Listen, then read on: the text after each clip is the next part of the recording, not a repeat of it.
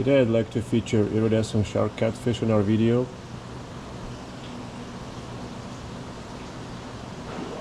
Currently we have only 3. At some times in the past we had a dozen or 2. The one I'm showing right now came from Mark from Miami, Lumbrocopolis. There's another one which is a rescue. That's bigger and older. There it is. Mark's looks like about probably a little over between 2 and 2.5. This guy looks between 2.5 and 3. I even forgot where this one came from, which rescue. And we also have one albino right here.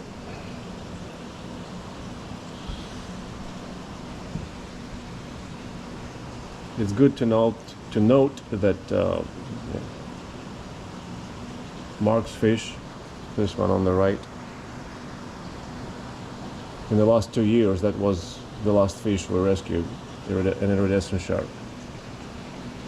There's a dramatic decrease of this fish needing a rescue in the hobby. Never mind them breathing heavy. I fed this.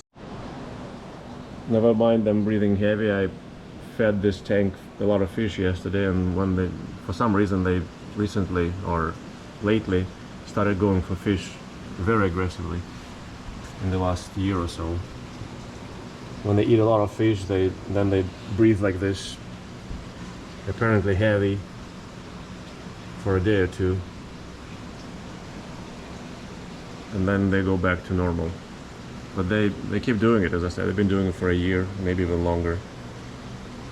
But anyhow, as I started saying, there's a lot less of them in the hobby. I almost never see them at the big box fish shops, fish stores, local fish stores.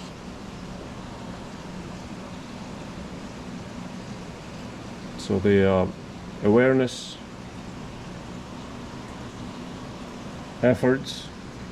raising efforts have paid off. The stores buy them a lot less, or mostly even none, because finally people understood that these are big fish requiring big tanks, and they also are very skittish and they need large space and they grow very large. In the prior years, we've been rescuing fish since about 2008-ish. Today's 2025, so we'll call it 18 years. In prior years, we rescued a lot of these iridescent shark catfish. Some rescues we brought back more than a dozen of them from various places and keepers, and from some stores that took them in as trade-ins and then didn't know what to do with them.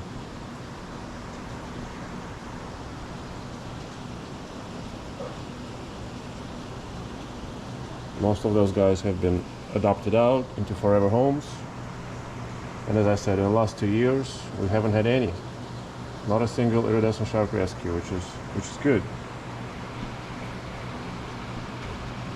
You can still buy them from online vendors,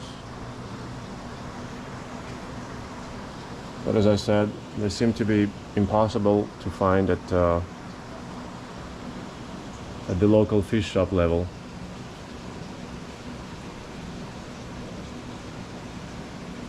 I don't know how old Mark's fish is. As I said, we got it about 2 years ago, and it hasn't grown much. Maybe added a few inches. Maybe it was about 2 feet, and now it's close to 2.5. The other one we had for a long time, the bigger one, it's probably about 10 years old. The one that's almost 3 feet, or maybe it is already 3 feet. And the albino we've had since 2000.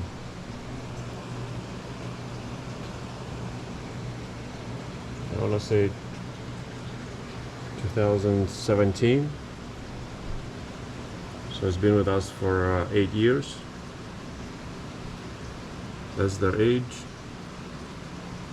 or a guidance on their age. The albino looks to be a little smaller than, and stopped growing a long time ago. So it's probably an inferior fish in terms of genetics, or maybe it was stunted.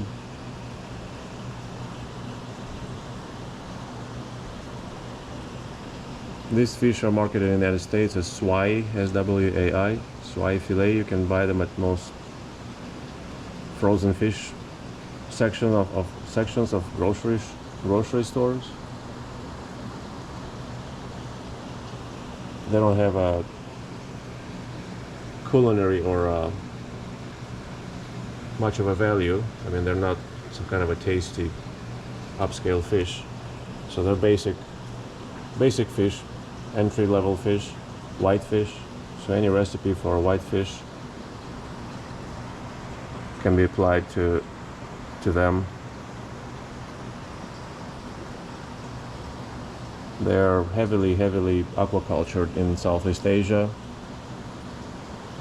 It seems to be the leading company exporting them is Vietnam, exporting about $2 billion worth of the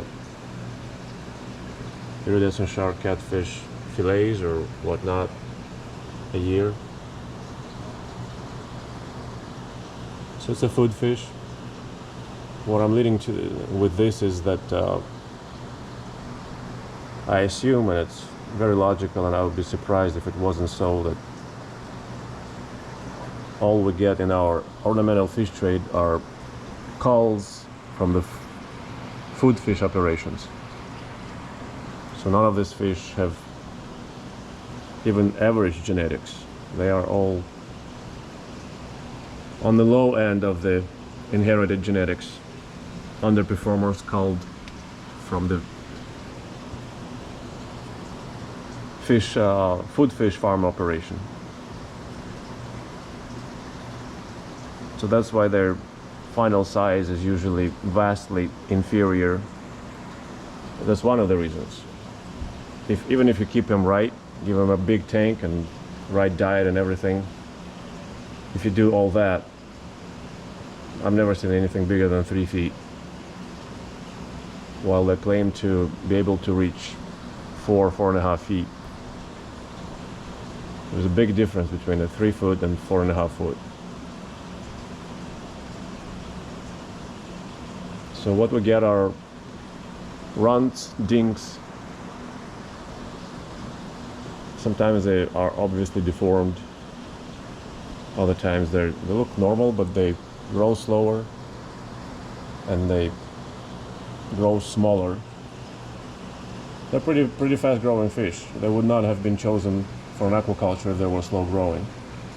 If you do everything right for them, they grow on par, I would say, with red-tailed catfish and tiger shovelnose.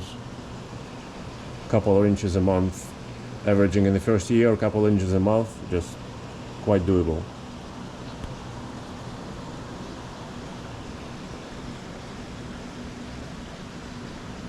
Very skittish, very timid fish. You cannot house them with aggressive and bullying tank mates.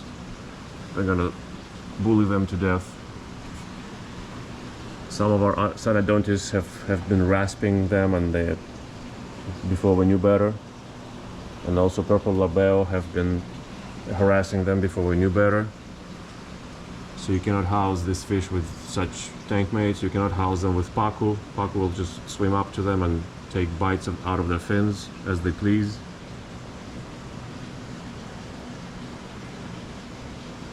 So these guys are not smart enough to stay away even from something as small as synodontis catfish. Like a 10-inch synodontis catfish can mutilate, get most skin from an iridescent shark catfish. Some of you that maybe saw our thread on Planet Catfish about it, we have that report. with the visuals. The catfish survived, even though half of its skin fell off, thanks to the synodontis, or maybe it was purple labeo or both. The damage was comparable. Anyhow, you cannot house them with bullies and parasitic catfish, parasitic tank mates, and hope for the best. Or smart tank mates such as pacu. Smart and toothy. Giant gourami are also smart, but they don't do that to them. Giant gourami are as smart as pacu, but they tend not to bite their tank mates. Pacu do this either for fun or for food. Giant gourami don't do that. They're more of a territorial kind of, or a hierarchical kind of a fish, but they don't bother iridescent sharks. Sorry, somebody just defecated, and as I said, they ate a lot yesterday, so this tank is getting cloudy as the video rolls on. Alright, that's a little story on these guys. They can live at least 20, we had some of them at 20 years, 25 years of age, so they can live a long life, a few decades for sure. Very primitive though. No, pretty much, I've never had any kind of keeper interaction from them. They never come to you to be fed. To me, they never came to be fed. They never realized that it's possible.